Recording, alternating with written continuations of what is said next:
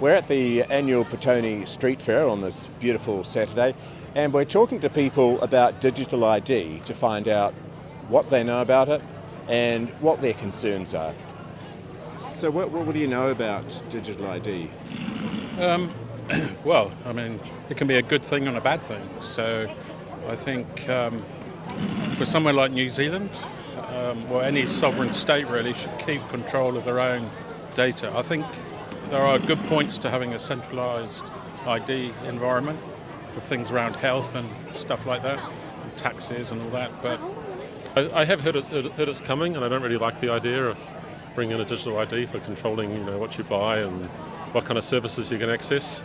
I think that's sort of contrary to foundations that our country was founded on. Freedom to be able to associate and buy and sell and move around without being tracked and traced. And my concern is that it would become a key part of an overall surveillance system, and the digital ID makes it easier to bring all the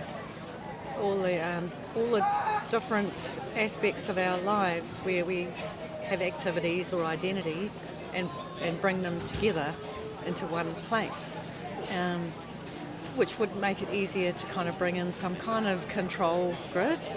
And so my concern is increasing surveillance and control. So I see you've got something about digital ID there. Yeah. What are your concerns about it? Well, I'd like to put it this way for people to understand the difference between a point-in-time identification, like when you show your driver's license when you go into a pub, for example. That's not an issue, because once you've shown that driver license, you go into the bar, you spend what you want. Okay. With the digital ID, when that gets converted into a digital ID, and we have programmable digital currency and we have social credit scoring, that means that everything goes through that digital ID. So once you go to the bar, every drink that you buy, it gets tracked, and the central bank digital currency could theoretically say, no, you've had enough to drink now, you're not going to buy any more alcohol. That's just an example of the difference. So that's the creep. The government's trying to introduce this digital ID as if it's just a point-in-time digital version of identification, but the long-term plan is to make it a digital ID which will control everything you do and track everything you do. That's the issue.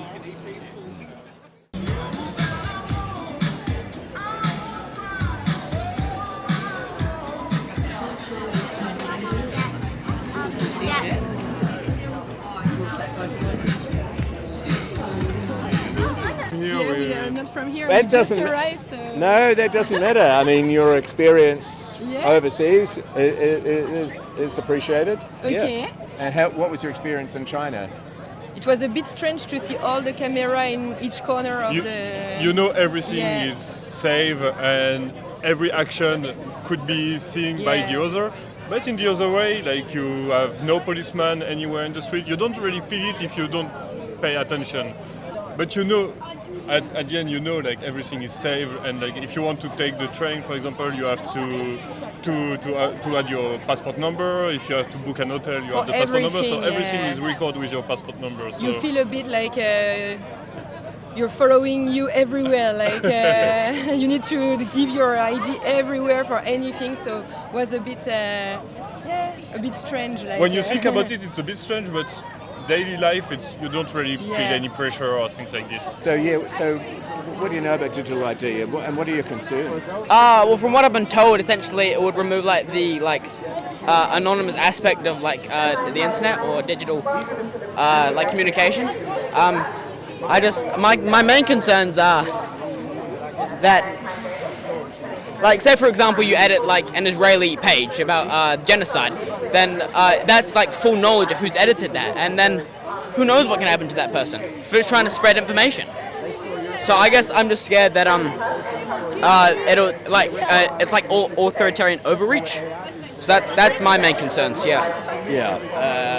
And I guess you're aware that the New Zealand government is planning to introduce a social media ban for under 16s this year. Yeah, I am aware. Yeah, Right. I think that's a bit. What do you think of that?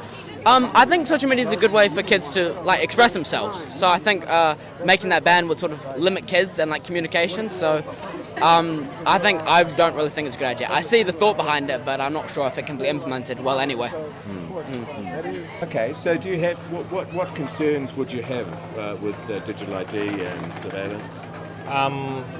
The main concern would be if all your information is leaked. I mean, we get a lot of hackers now, and that is a cause for concern. So that would be the main thing, pretty much. Yeah. What about privacy? Are you worried about privacy? Privacy doesn't really concern me. I mean, it is a concern, truth be told, but people always say a lot of things about privacy.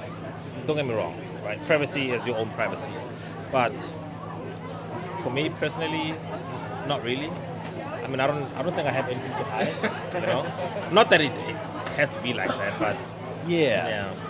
I think they're just concerns like in China, that they had a social credit system which has changed into another system, but if you do certain things like jaywalk, you get points taken off your score, and if you go, if you get into debt or something, then suddenly you can't travel out of your region or something. I mean, that may be an extreme system at the moment, but it's just potentially where it could go. Like if you have a carbon score, like you're buying in the supermarket, or you bought too many of this, and you can't buy this. It's a worst case scenario, but I guess the question is, can we trust our governments to always be thinking about our rights and our privacy?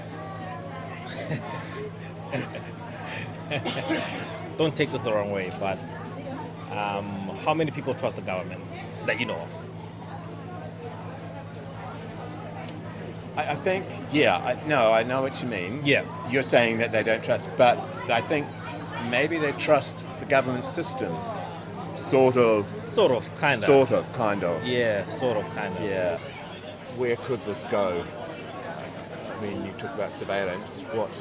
What could be? What's the worst case scenario that we could be looking at?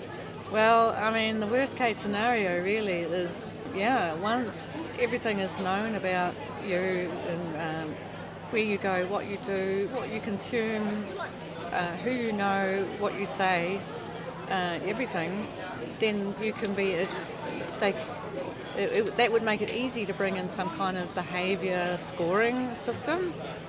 And it's not just this cute thing, where you get a little score like in a classroom. The scores actually can lead to restrictions, rationing, and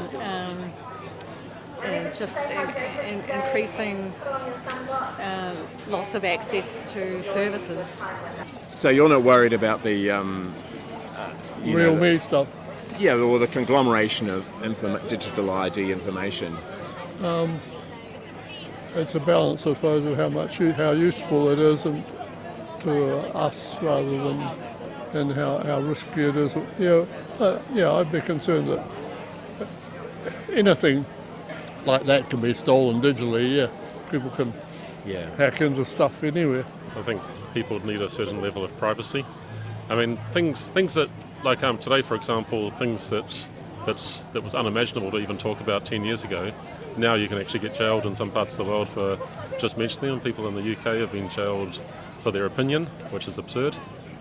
They're not actually doing any threats of violence. In fact, some people have been jailed for longer for an opinion than people who have actually done acts of violence. So I think if they start having digital ID to track every single thing you've said anywhere, like potentially 10 years' time, that could come back to hurt you really bad. The government is planning to introduce a bill this year to ban social media to under 16s. Yeah, well, that's absurd as well. I mean, it should be a parent's responsibility to decide and control that. Some people are very mature at 13, other people are still immature at 25. I'm not sure. I think it just reminds me of like the Patriotic Act when it was over in the States, when after 9/11 it was like we need more surveillance for security, and it's like maybe it's a bit of an overreach, maybe it's not for security, maybe it's for other purposes. So I think maybe there's an ulterior motive to this digital ID or this digital driver's license. I have a question for you. How old are you? I'm 14. 14? Yes. How did you find out about this topic? I actually found it through social media, and I found that interesting, so I went on researched it, and I was like, oh, this is really this is just weird. So so I'm always trying to be involved. So Good on you. And do you have friends who are aware of the same thing, or do you feel like you're alone on this? No, I have two of my best friends are also very involved, so I can have engaging conversations with them. So it's I'm not alone. So I feel confident in that. Yeah. I have concerns about where the world's at with that. Yeah, what are they? Well, the global sort of big tech companies basically keeping tabs on all of us. I don't know. I don't know the details, and I don't know where New Zealand's at with it per se. But I'm from the States, and pretty scary shit happening there, and a lot of surveillance and attack on free speech, which was one of the most important things about being American, I thought. And I feel like free speech has been pretty well protected in New Zealand, but maybe that's under threat too now. So, yeah, and then being tracked constantly is of concern. Even if you're not doing anything wrong. One of the things that concerns me is data being stored offshore, even though it's... Well, that's part of your governance and sovereignty. So if you plan for that, New Zealand's got one of the best digital networks in the world with the fibre and everything. You don't necessarily need Starlink or whatever, but for the main populace, you could have everything located locally. I guess the government is probably following the lead of other governments, aren't they? And well, who are they? I mean, I wouldn't want to be following the US, for example, and I wouldn't want to follow the UK that was talking about using Palantir, because Palantir's into civil and military data gathering and harvesting, and so I don't know what that really means in New Zealand, but it's something that should be debated and thought through, so that people who are making the law or proposing law or trying to educate the public really understand what it means in the moment of the current day to where it will be in 5-10 years. What about your own country? Which country do you come from? From France. Okay, what's the situation like there with ID and surveillance? Really depend of the city. It's more about the area, because it's some mayors are really into that, so they put cameras everywhere, and some also no. So it's really depending of the areas. But there is really two like some people are really striking for not having it, and some are like very after that. So it's need to find a balance maybe. Is there any suggestions that you'd have what people could be doing? The main thing is to be aware of the risk, and we saw what happened in England, where Starmer tried to introduce compulsory digital identity if you wanted to work, which with the excuse that it was supposed to stop illegal migrants from working, which is absolutely nonsense because they can't work anyway without a national number. So they had protests of millions of people in the streets, and they canned it. So unfortunately, New Zealanders don't do that like they used to in my day back in the 1970s and 80s. We used to have protests in the streets all the time, but people don't do that so much now, unless it's Brian Tamaki. In New Zealand, what can we do to push back against this digital ID system coming? If we were able to stop it, we would absolutely need to be able to continue to use physical ID and paper-based identification. But in order for that to be meaningful, we need greater protections for when there's a lot of services that want to see your ID, but you're not there, so you have to upload a photograph. And what happens to that photograph is quite unprotected. And so that would need much greater protections when you actually upload information. Privacy policies, when we sign on for services, quite often in the privacy policy, you have to consent to them collecting all the information they need to identify you anyway. So I think we need a lot more oversight of what businesses are allowed to ask you in their privacy policies, given that we know most people don't read them. So I think better, greater protections are needed there. What else can we do to push back? Use cash, it's another big one. It's kind of the last frontier of transactional anonymity is using cash. Develop local currencies. Strengthen your community interactions, bartering, exchanges and so on.